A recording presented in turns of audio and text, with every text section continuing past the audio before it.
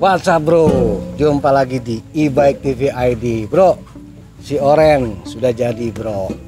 Udah gua jajal beberapa kali di trek-trek yang apa, yang nggak begitu menantang lah, masih di jalan. Kalaupun nanjak masih nanjak jalan aspal, tanah sedikit. Tapi gua belum jajal di bike track.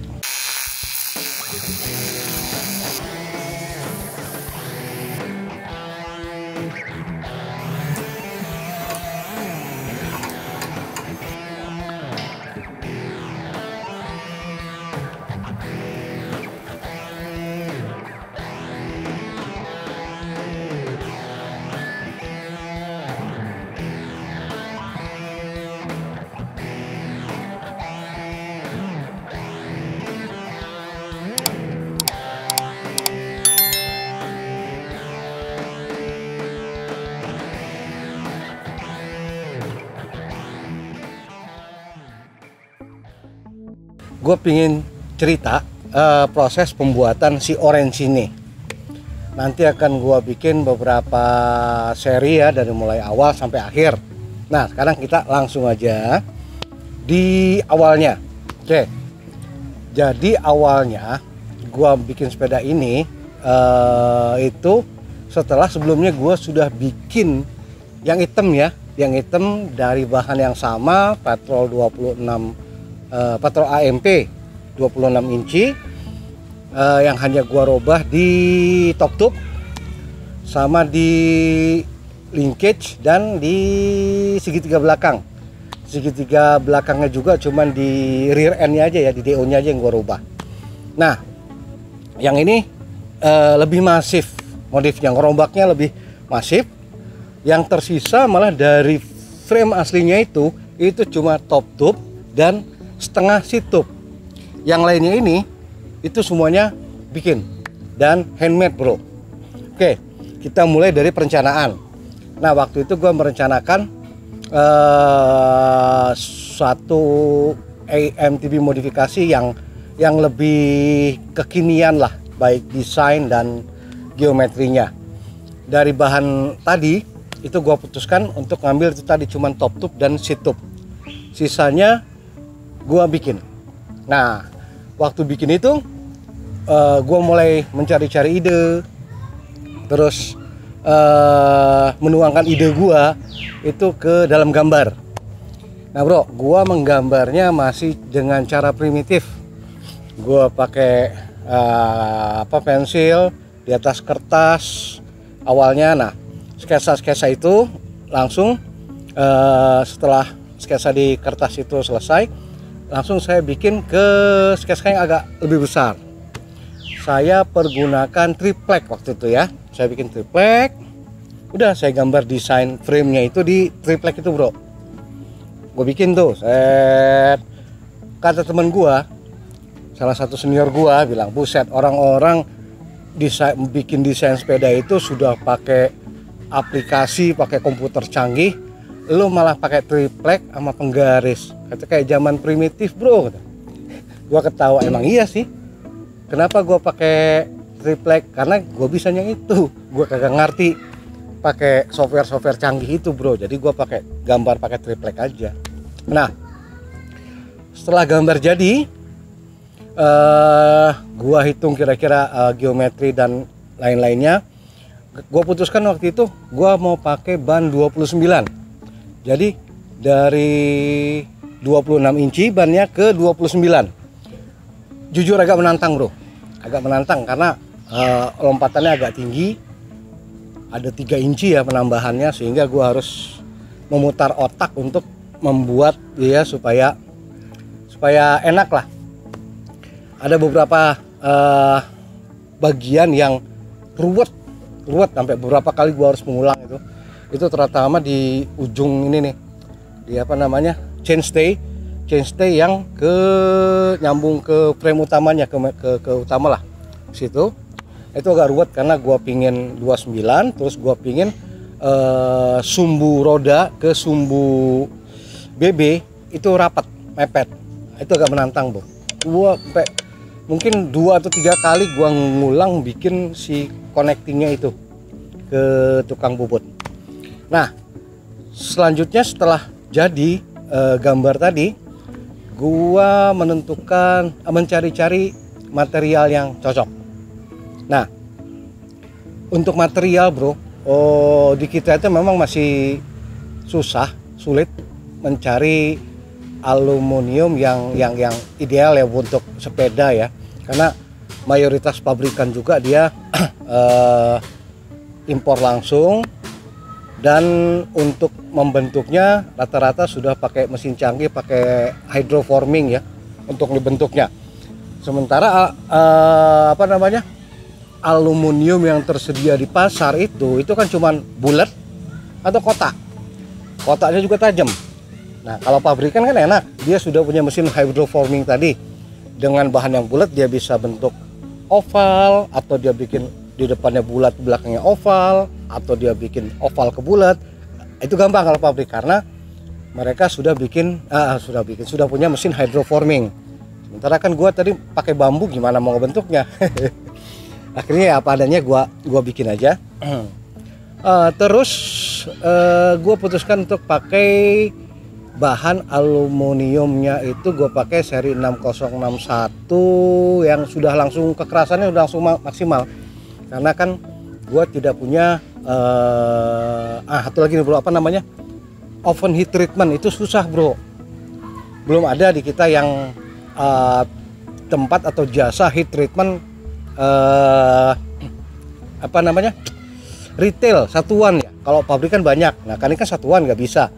Nah, jadi karena tidak ada proses heat treatment, akhirnya gue putuskan pakai kekerasannya sudah paling keras di T6 atau temper 6. Jadi aluminium 6061 temper 6. Itu pun di beberapa bagian tebalnya gue lebihin dan gue kasih shock di dalam sambungan si aluminiumnya, karena itu tadi bro, tidak ada tempat heat treatment. Seandainya ada tempat atau jasa heat treatment satuan, gua nggak akan bikin begitu. Nah itu bro. Ada juga gue pakai bahan seri 7 ya, 7075 itu untuk linkage. Linkage-nya gue pakai seri 7 karena seri 7 itu memang yang paling keras, aluminium paling keras dan paling durability-nya paling yahut lah. Hanya saja kan 7075 itu tidak bisa di welding, di las. Jadi memang untuk part-part yang tidak memerlukan las, nah saya pakai lah. Linkage kan tidak perlu dilas, jadi saya pakai. Ada juga sih seri 7 yang bisa dilas, itu kayak sepeda Moso ya, 7005. Cuman kan nanggung lah, mending saya pakai 7075 sekalian biar lebih keras. Oh, setelah tadi proses gambar, pilih bahan, lalu mencari tempat bubut dan tempat mesin yang bornya nyala di atas ini, kita gerak-gerakin. Gue lupa, milling. Nah, mesin milling. Nah, sebetulnya idealnya pakai CNC ya, cuman mahal. Kalau CNC kan dia sama milling yang sudah computerized, pakai komputer. Nah, kayak dulu gue pernah bikin linkage yang versi sebelumnya, itu gue ke tempat CNC bro. Itu memang presisi, cakep ya seperti pabrikan. Hanya saja costnya mahal. Waktu itu gue bikin linkage itu sepasang aja costnya kena 1.600.000 bro. Hanya ongkos pakai CNC. Nah untuk ngirit kosnya tadi gue pakai milling manual. Nah gue kerjain sendiri tuh. Kadang-kadang yang ngerjain si bapak yang millingnya, cuman di bawah langsung direction gua. Bahkan pernah satu saat karena gua buru-buru waktu bikin ujung kepala si chainstay itu, gua pernah nyewa tempat bubutnya. Jadi mesin millingnya tuh gua sewa sehari supaya bisa menyelesaikan si ujung chainstay tadi bro. Nah next, untuk kawat las juga gua minta ke yang ngelas ya, ke bengkel Mas Klik. Gua minta seri yang terbaik tuh, seri 5 kalau salah. seri 5 dan yang buatan Jepang, bukan yang buatan Cina. Jadi memang agak lebih mahal, cuman kualitas dan kekerasannya lebih baik lah. Apalagi kan gua sudah memprediksi bahwa frame yang gua buat ini tidak di heat treatment. Nah, sehingga memang harus diakal-akalin sedikit supaya kekuatannya lebih. Kalau ada oven heat treatment lain lagi ceritanya bro, gampang.